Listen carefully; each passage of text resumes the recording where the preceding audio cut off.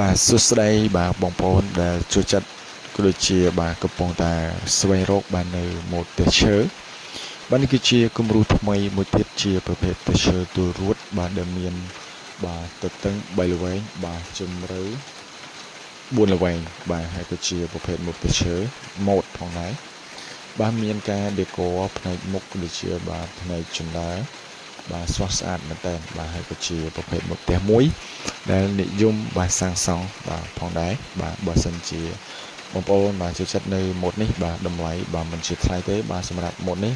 បាទតម្លៃខ្ទង់40000ក្រាស់បាទអត់ដល់50000ទេបាទបើសិនជាយើងមានគ្រឿងឈើខ្លួនឯងស្រេចបាទអានឹងរឹតតែមិនជាថ្លៃទេបាទតម្លៃបាទសមរម្យហើយស័ក្តិសមមែនតើបាទបើសិនជាយើងស្រឡាញ់ទំហំនេះណាបាទសម្រាប់ទំហំនេះបាទសិនជាយើងគិតពីទំហំបាទ8បាទ8និង12បាទ